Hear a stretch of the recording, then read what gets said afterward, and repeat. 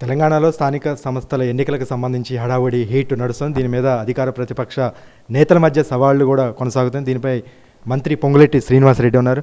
మీరంతా హడావుడిగా పర్యటన చేస్తున్నారు, స్థానిక ఎన్నికల కోసమేనా అనేది ప్రతిపక్షాలు చెబుతున్నాయి. ఈ ఎన్నికలు అయిపోయిన తర్వాత ఈ పథకాలు ఉండవు, మళ్ళీ ప్రజల్ని పట్టించుకోరు అనేది బీఆర్ఎస్ బీజేపీ నేతలు చెబుతున్నారు.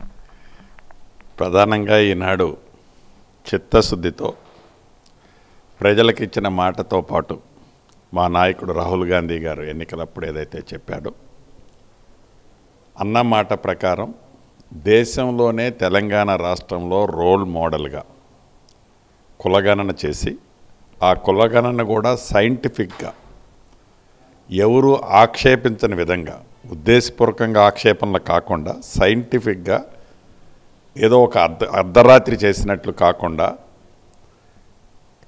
సుమారు మోర్ దాన్ 15-16 డేస్ టైం తీసుకొని కులగణన చేసి ఆ కులగణన పద్ధతిలోనే మాట ప్రకారం నా బీసీ సోదరులకి 42% రిజర్వేషన్ ఇస్తామని ఆనాడు మా నాయకులు చెప్పిన సూచనలకు అనుగుణంగా గడిచిన క్యాబినెట్లో ఈ 42%కి సంబంధించింది క్యాబినెట్ ముద్ర పొందిన తర్వాత అసెంబ్లీ లేని కారణంగా ఆర్డినెన్స్ రూపంలో ఆ బిల్లును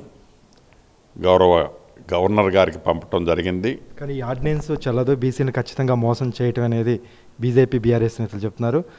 ఈ నేపథ్యంలోనే కవిత మీకు సపోర్ట్గా ఈ ఆర్డినెన్స్ని సమర్థిస్తూ మాట్లాడింది. ఈ పరిణామాలను ఎలా చూస్తారు?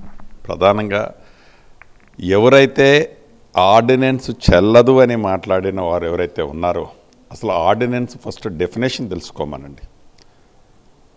అది రాజ్యసభ కానీ అసెంబ్లీ కానీ పార్లమెంటు కానీ సభలో సమావేశాలు సభలు జరగనప్పుడు ఏదైనా అత్యవసర బిల్లులుంటే అది రాష్ట్ర ప్రభుత్వాల్లో కానీ కేంద్ర ప్రభుత్వంలో కానీ ఆర్డినెన్స్ రూపంలో బిల్లులు తీసుకొచ్చి నెక్స్ట్ జరిగే సెషన్స్లో ఆ బిల్లుని పాస్ చేసుకోవటం తరతరాలుగా వస్తున్న ఆనవాయితీ. అది రాజ్యాంగంలో ఒక భాగం.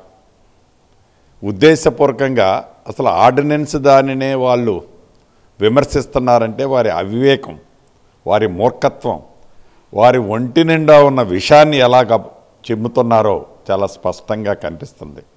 ఏది ఏమైనా ఈ ప్రభుత్వం ఇచ్చిన మాట ప్రకారం బీసీలకు ఇచ్చిన 42%ని ఫుల్ఫిల్ చేసే దాంట్లో కట్టుబడి ఉంది. గౌరవ ముఖ్యమంత్రి రేవంత్ రెడ్డి గారు, మిగతా సహచార మంత్రులు, పిసిసి అధ్యక్షులు అనేక వేదిక మీద చెప్పాం. 100% 42%తో ఆర్డినెన్స్ పాస్ చేసుకుంటాం, జీవో ఇస్తాం. యాజ్ పర్ ప్రొసీజర్ ప్రకారం ఎన్నికలు రాబోయే కొద్ది రోజుల్లో షెడ్యూల్ కూడా రాబోతుంది. స్థానిక ఎన్నికలు ఎప్పుడూ రాబోతున్నాయి.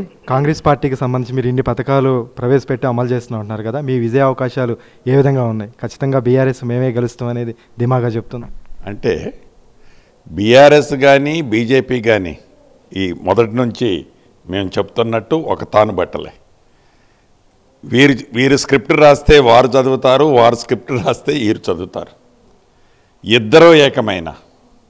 ఇద్దరూ ఏకమైన ప్రజలలో వారికి అనుకూలంగా లేదు కాబట్టి, వారికి ప్రజా తీర్పు రాదు కాబట్టే ఆర్డినెన్స్ మీద ఇతరత్ర అంశాలలో దాన్ని రాద్ధాంతం చేయాలని తాపత్రయపడుతున్నారు. ఈ ప్రభుత్వానికి చిత్తశుద్ధి ఉంది. ఎలక్షన్లకి పోతాం, కనీవిని ఎరగని మెజార్టీతో కాంగ్రెస్ అది జిల్లా పరిషత్తులు కావచ్చు, ఎంపీపీలు కావచ్చు, అన్ని స్థానాలు కాంగ్రెస్ కైవసం చేసుకోబోతుంది. ఇది కాంగ్రెస్ ప్రభుత్వానికి సంబంధించి ఇచ్చిన మాట ప్రకారం బీసీలకి 42% రిజర్వేషన్లు ఇచ్చి స్థానిక ఎన్నికలకు వెళ్తాం. వచ్చే స్థానిక ఎన్నికల్లో కాంగ్రెస్ పార్టీ ఘన విజయం సాధిస్తుందని మంత్రి పొంగులేటి శ్రీనివాసరెడ్డి ధీమా వ్యక్తం చేస్తున్నారు. కెమెరామెన్ అప్పారావుతో నారాయణ, TV9 ఖమ్మం.